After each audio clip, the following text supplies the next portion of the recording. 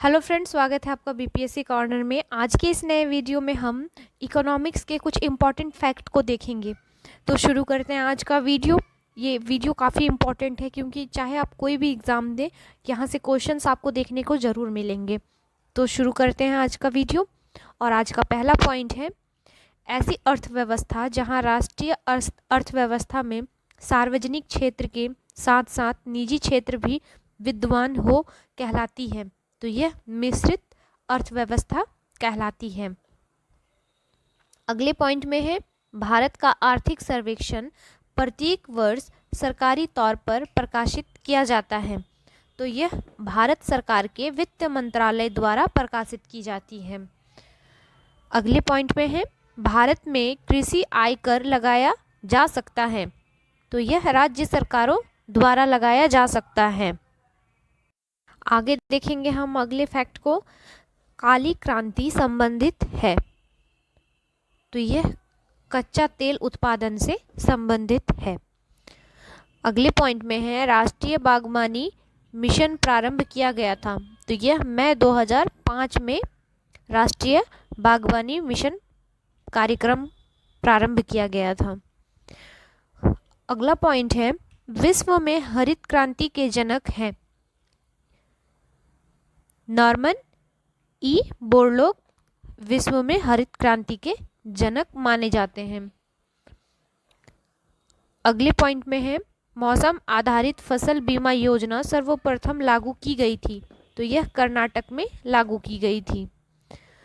आगे है, राष्ट्रीय स्तर पर कृषि विपणन सहकारिताओं का शीर्ष संगठन है।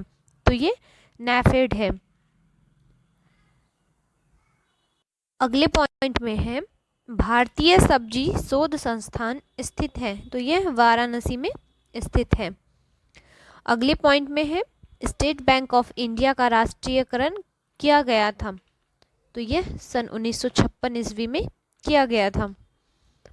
आगे देखेंगे हम, भारत में वित्तीय समावेशन हेतु भुगतान बैंक की स्थापना की सिफारिश की गई थी।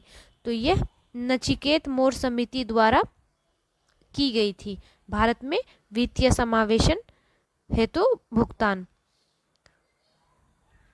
आगे देखेंगे हम अगले पॉइंट को, राष्ट्रीय स्टॉक एक्सचेंज की स्थापना की संस्तुति की गई। यह फेरवानी समिति द्वारा की गई। फ्रेंड्स, ये मुझे इम्पोर्टेंट लगा इसलिए मैं आपके लिए यह वीडियो लेके आई हूँ। तो प्लीज़ फ्रेंड, अगर वीडियो पसंद आता है तो मेरे चैनल को लाइक, शेयर और सब्सक्राइब जरूर कीजिएगा। आगे देखते हैं हम अगले पॉइंट को। हमारा अगला पॉइंट है, न्यू अम्ब्रेला एंटिटीज एक गैर लाभकारी इकाई होगी जो स्थापित नई भुगतान प्रणालियों का प्रबंधन और संचालन करेगी। यह अवधारणा प्रस्तुत की गई। तो यह रिजर्व बैंक ऑफ इंडिया द्वारा प्रस्तुत की गई। अगली पॉइंट में है, श्रम विभाजन बाजार के आकार के द्वारा सीमित होता है। यह कथन है। तो यह एडम स्मिथ का कथन है। ये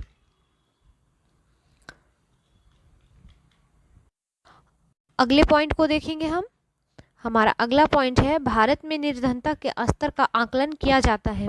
तो यह परिवार के उपभोग व्यय के आधार पर किया जाता है। फ्रेंड्स, देखेंगे आप जब भी बीपीएससी पीटी परीक्षा में ऐसे क्वेश्चंस हमेशा पूछते हैं, आप प्रीवियस ईयर के क्वेश्चंस को ही उठा के देख लें तो आपको पता चल जाएगा कि ऐसे क्वेश्चन यहाँ पे पूछे जाते हैं।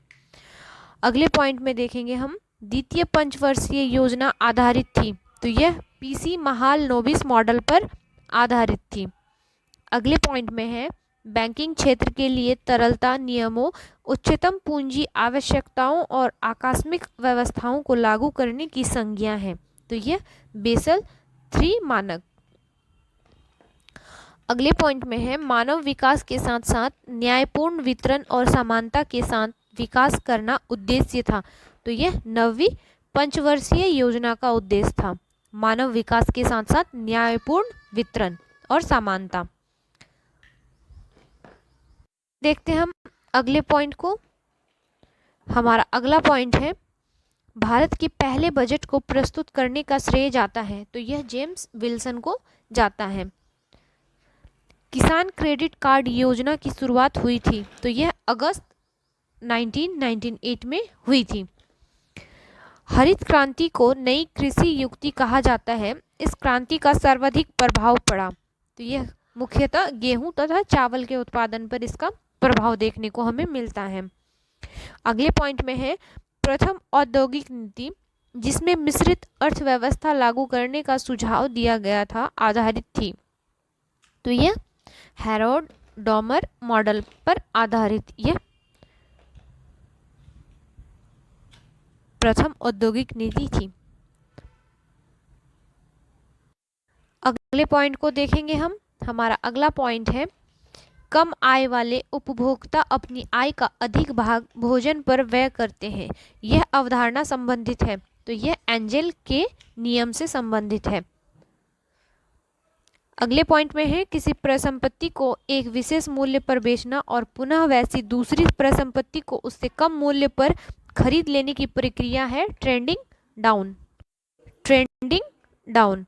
अगले पॉइंट में है ऐसी पूंजी जो वस्तुओं के क्रय विक्रय में लगी होती है और उसका वास्तविक उत्पादन प्रक्रिया में कोई योगदान नहीं होता, कहलाती है, तो यह मर्चेंट कैपिटल कहलाती है। फ्रेंड्स, अगर वीडियोस पसंद आते हैं तो प्लीज़ मेरे चैनल को सपोर्ट करने के लिए लाइक, शेयर और सब्सक्राइब जरूर कीजिए। और साथ ही साथ इस मेरे चैनल द्वारा आपको 69th बीपीएससी पीटी परीक्षा की तैयारी भी करवाई जाएगी। तो फ्रेंड्स, प्लीज़ सब्सक्राइब कर लें। Thank you.